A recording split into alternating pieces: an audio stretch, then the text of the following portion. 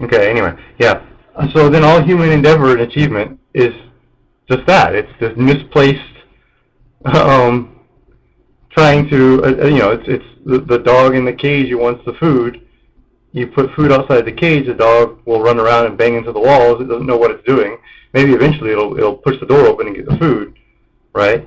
But those initial movements were just kind of random. It was just trying to uh, deal with this, this desire, this whatever it is, that imbalance that causes, him to go from a state of doing nothing to a state of doing something, right? He didn't know it was specifically for the food. He just started moving around randomly. Well, when we humans do that, we tell a story to ourselves about it, give it meaning, and it's not really what we were looking for most of the time, but we still get a kind of a fake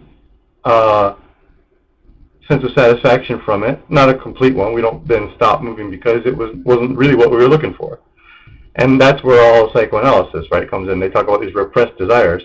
But actually, they're not repressed. It's not like I wanted this thing, but that it was too controversial and I had to hide it from myself. That may have happened also, but usually what it is I didn't have to hide it from myself. It never came up. I never realized it to begin with. The default is not knowing what's motivating you. You have to find that out, always. But most of the times we don't find it out correctly. We attribute it to something else. And that ends up being all humans. That's why we get out of bed. That's why we do everything. Under this view of desire, of motivation. And that it seems to be pretty much true. I don't know if there's a better one. So, of course, having recognized that, then, the answer, this is where people say, okay, well, then it sounds like you're depressed, or you're trying to, make a point that there's no point of doing anything. No. And of course, this is where the existentialist position comes in, where they say this basically everything I just said, and then they say, well, that's why we have to create our own meaning. We have to give our lives a project, and we have to, that's, even though life has no meaning, we have to give it one, or for ourselves, and that ultimately becomes, that's how they look at it. But that doesn't really do anything for me either, because even if you think you're giving your life a meaning, a project, or whatever, really it's the same, It's just more hand-waving over the same thing.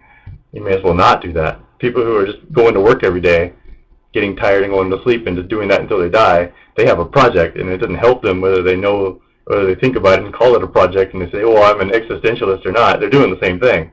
And if you call yourself, oh, I'm an existentialist, and this is my meaning that I've made for myself, you haven't really changed anything about your life. So that doesn't do much for me, that existentialist view. So then, what is it then? This Buddhist psychoanalysis, whatever, view, or common sense view, really, of what human motivation is all about. It's really this: we're living creatures. We have this drive. It's biological, usually, or always, something that makes us get up, and move about. But of course, just like every other creature, we don't automatically know what the goal of our discomfort, or that initial, call it discomfort, that makes us get up and move around. We don't know what that is, just like any other animal, and so we have to go and figure it out. Of course, the trick is then we have language, we have a complex method of associating different things, coming up with ideas and creating theories about this and that, and so we end up just making more elaborate, really, misconceptions about what we really wanted. And so we might create some beautiful work of art, we might go to the laboratory and do science all day long, but really what we wanted was, something completely unrelated to that. But that's what got us fired up, and because we had some misconception in our brain about what really makes us happy, or what really we need. Like if I wake up and I feel anxious about something, I don't know what it is. And so maybe I'll tell myself, oh, I really want to go, finish that math problem I was working on yesterday. or whatever, and then maybe I'll go work on that math problem all day with this drive that's pushing me, and when I get to the solution, I will feel good. And I'll go, yeah, and I'll got it, and then publish the paper, and I will feel happy with all the praise, and then do it again. And that's, someone who did that would be maybe a great academic or whatever, would contribute a lot. But ultimately, it was because of the same thing that causes a dog in a cage to rattle around, blindly going for food, because it has this drive that makes it get up and move around, and it doesn't know why. So, if that's what our motivation is, then what then is the point of getting up? Under Buddhism, what is the point? If the point is to get rid of all of your desires and live without, chasing these transient things that we think we want but we don't really, or psychoanalysis will tell us, or psychology or common sense even, or biology or whatever tells us it's just a matter of having this internal discomfort that makes us pursue an action, and then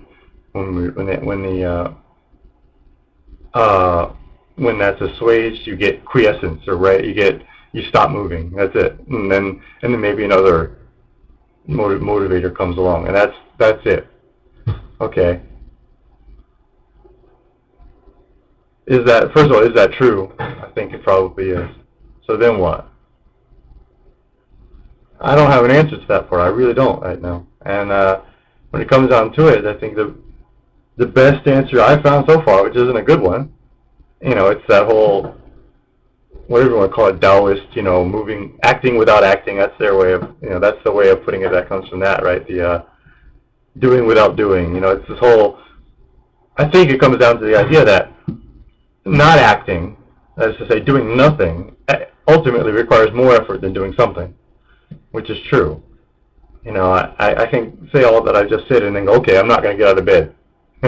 I'm never going to get out of bed again. Why bother? I'm just going to, fulfill some temporary need, and then what's the point? I'll just forget the need to begin with, and then I'll stay where I am, happy and warm in bed, not do anything else.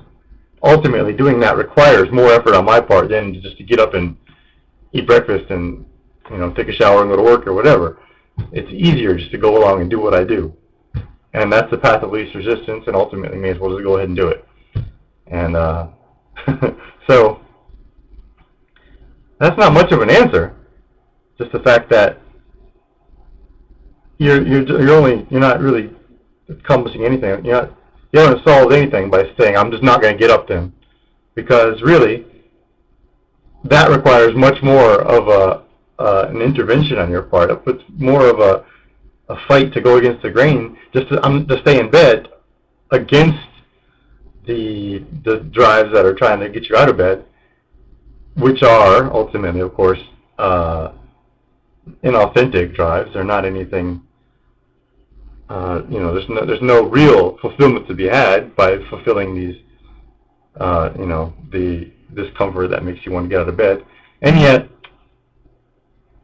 you end up having to fight really hard just to do nothing, which is less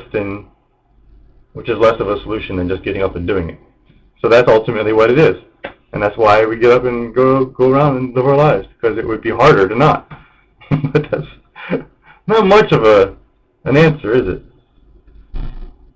Somebody knows. I would love to hear if there's a better solution out there.